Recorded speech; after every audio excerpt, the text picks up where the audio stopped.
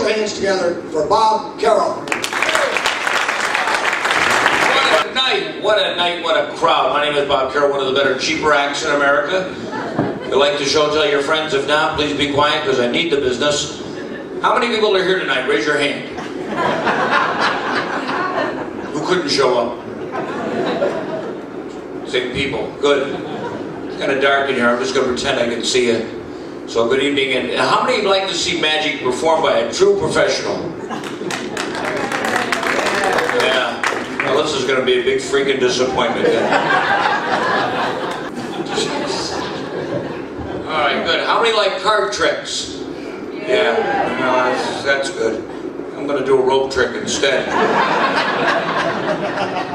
Ordinary piece of rope with two ends in the middle. You know when you tie your shoes, you tie them in what is known as this, a shoelace knot. You run around at work all day, get it tangled up in something known as this. This is something you can never get out of. It's called a marriage knot. Is this on? Testing. 1, 2, test. First time I've seen dead people sit up. All right now? Honest to God. Unless, of course, you're a magician, you just run your hand down like that, and of course the knot disappears. Hold your applause. I see you did. Honest to God. All right. The other type of knot that everyone knows how to tie is an ordinary square knot. Tying a square knot is a simple thing to do. Unless, of course, you're a magician, you can make that disappear also. Stop with the applause. You're throwing me off. All right, big night. Here we go. The hardest knot in the world is a knot made famous by Mr. Will Rogers, who used to grab a piece of rope at one end, not grab the rope at the other, hit the rope in the center, and wind up with a knot in the middle. Shit, I wish I could do it.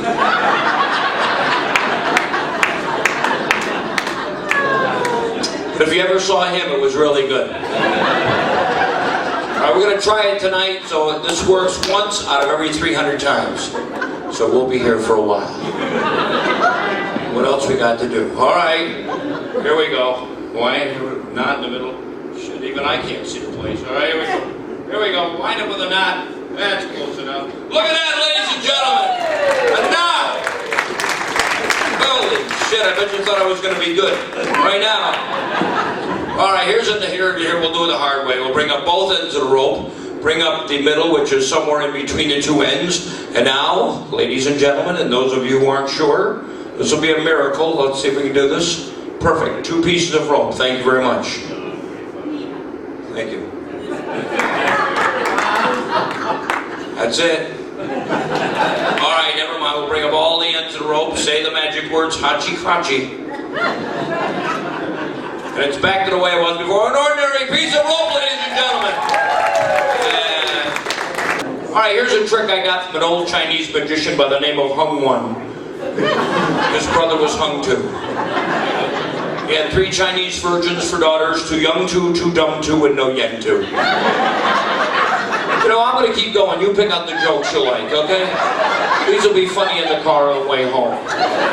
I have to be here, you don't, all right? Here we have a black handkerchief that I dyed white, and a white one that I dyed black. And come on, Carol, laugh it up. I laughed at you when you came in. For God's sakes. All right, we'll put the black one in. Now the white one. Say presto, change your hocus pocus poof. The black one changes to white. The white one changes to black. Thank you. All right. My type of crowd. All right. As long as I keep my day job, I'm a salesman. I sell donuts to midgets for toilet seats. I work at the insane asylum. I serve soup to nuts. All right, now.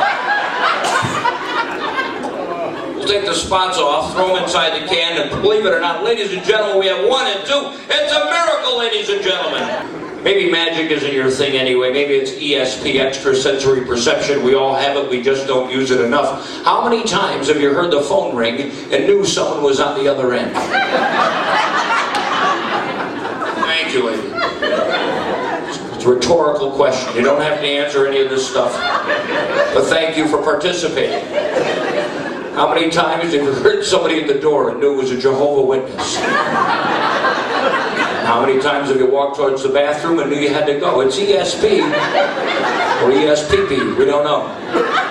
But somewhere in our vast audience tonight, someone has ESP. I believe it is this gentleman here. Thank you for showing up.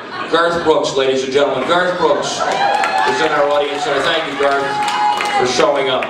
I think it's Willie Nelson, but he said, we didn't set it in. What's your name, sir? Paul, you made that up fast, didn't you? Good. Good. Paul, I believe you could have ESP. We didn't set anything up. You had no idea I was going to call on you, but Paul, I'm very glad you could come here tonight. By the way, you won first prize in the costume contest, which was in October. Wait a second, Paul. I'm having a hard time getting my thing in. Here we go. There we go. All right, Paul. All right, here we go. We're going to go do some ESP. Are you ready? All right, Paul. I have a word written on the back of this card. Paul, is there any way possible that you could know what this word is? Do you know, yes or no? Man's a freaking genius. Paul, if you said yes, it didn't matter. I had that too, so it's a matter of it. You look like a nice guy. Are you married, Paul? Is this your wife or a business trip? Oh, well. Thanks, Paul. Kevin, how long have you been married?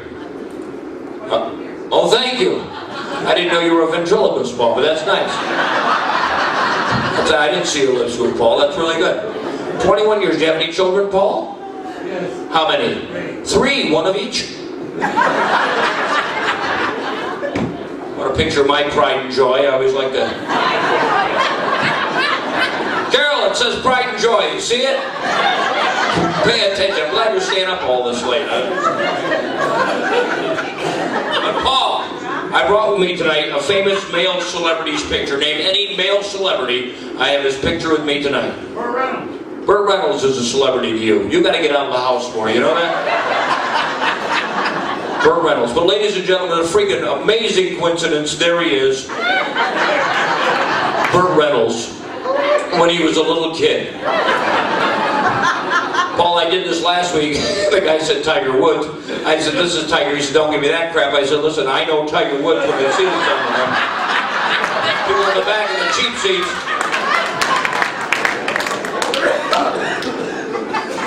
People are really great. I wish I had a better act. All right, but Paul, all right, now we're going to go farther into your brain.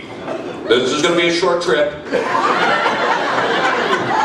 So, Paul, where are you from, Paul? 3 Rivers, honest to God? Welcome to the United States. What time do they close? All right, Paul, are you ready, Paul? Here we go. All right, ready? I got an envelope here, ready? Name a letter of the alphabet. C, unfreaking believable. In Chinese. If you said W, I had that too. Doesn't really matter, but you got that right. Paul, fantastic. Ready? Paul, here we go. Name an animal. Squirrel. There it is.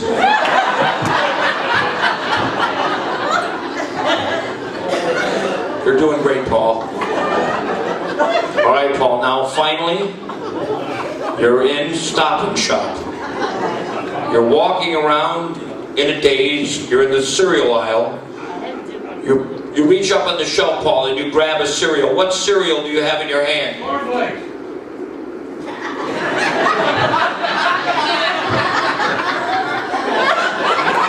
All right.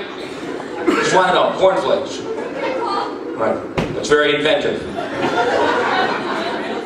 Unbelievable. All right. There it is.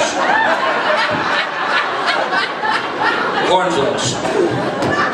Paul, if you take this to Stop and Shop tomorrow and you scan this barcode, it'll say cornflakes. Paul, you are a freaking genius. Ladies and gentlemen, Paul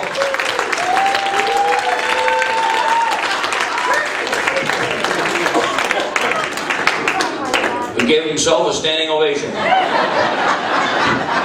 I did a midget convention last week. They get a standing ovation. I didn't even know it. But Paul, you said cornflakes. That's absolutely right, ladies and gentlemen. Cornflakes.